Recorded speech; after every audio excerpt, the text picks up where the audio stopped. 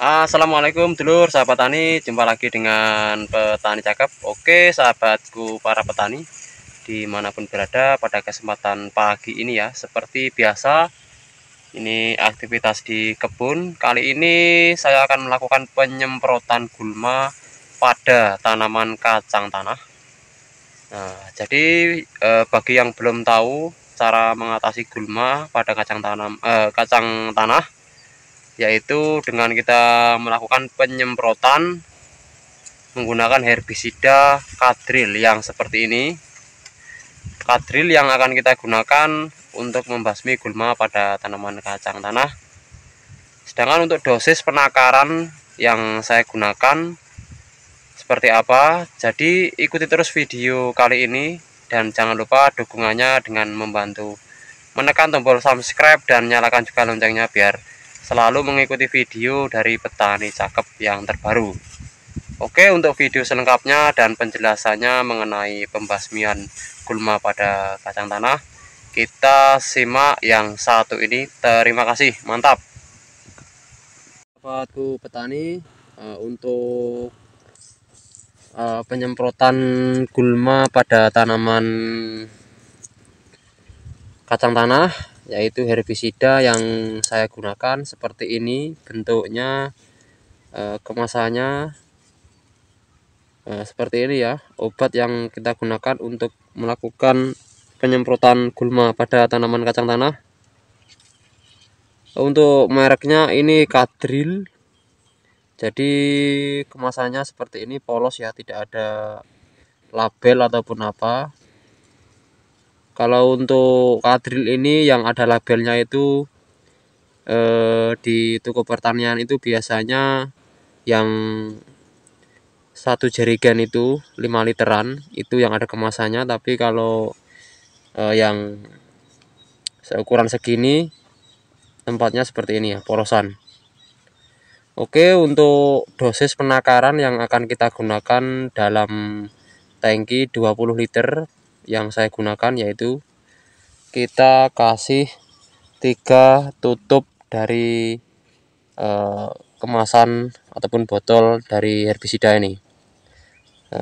Cukup irit untuk penakaran dosis yang kita gunakan. Jadi 3 tutup ya sahabat petani. Untuk tangki yang saya gunakan ini 20 liter. 3 tutup. Warnanya seperti teh ya sahabat tani. 2, 3 saja sudah cukup ya, atau 2,5. Nah,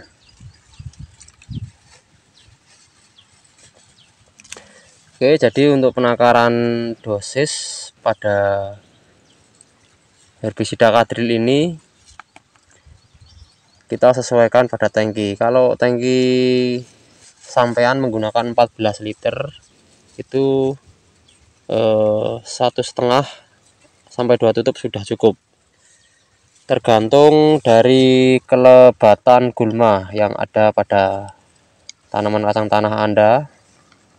Disesuaikan dengan ukuran dosis yang kita gunakan ya sahabat petani. Untuk herbisida Kadril ini sudah umum di kalangan petani di daerah saya ya. Menurut hasil yang sudah diterapkan pada tanaman kacang tanah, ya alhamdulillah gulma benar-benar mati dan kacang tanahnya itu paling hanya itu ya, daunnya menguning untuk sementara, tapi bisa pulih kembali. Besok akan kita review kalau gulma yang kita semprot hari ini sudah mati. Kita akan mencoba review bagaimana matinya, apakah maksimal, apakah benar-benar mati menggunakan herbisida ini. Oke, kita langsung saja lakukan penyemprotan ya sahabat petani. Kita akan langsung saja lakukan penyemprotan pada media kacang tanah yang seperti ini.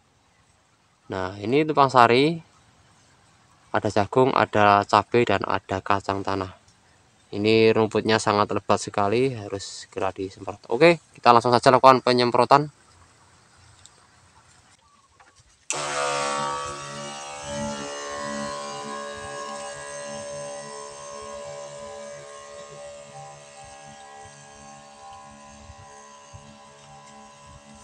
Nah, oke sahabat petani, jadi untuk lahan yang saya lakukan penyemprotan kali ini sistemnya tumpang sari ya, jadi tidak hanya satu jenis tanaman saja, jadi ada cabai dan jagung.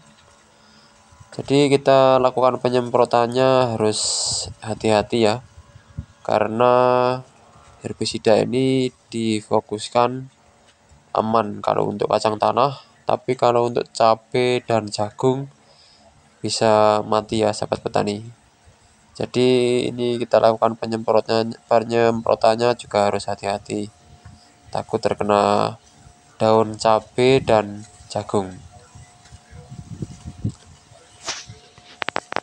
Sedangkan untuk waktu penyemprotan ini saya lakukan di pagi hari ya, pagi hari sekitar jam 8 kita lakukan penyemprotan. Dan untuk gulma tersendiri biasanya kelihatan mati itu kalau sudah di kisaran 3 hari sampai 1 minggu ya, itu gulma sudah kelihatan mati kalau benar-benar mati ya, kalau benar-benar ampuh dari herbisida ini. Jadi kita lakukan penyemprotannya ya seperti ini. Kalau gulmanya lebat ya kita perlambat. Jadi kalau gulmanya arang-arang ya kita percepat saja proses penyemprotannya. Nah, seperti ini.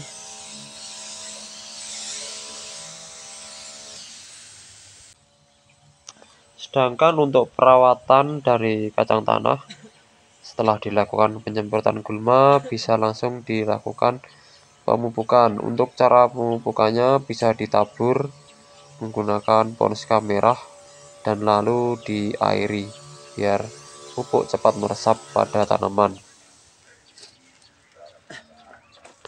Sedangkan untuk pemupukan atas ataupun penyemprotan fungisida yang kita lakukan biasanya di saat kacang tanah sudah mulai berisi dan berbunga.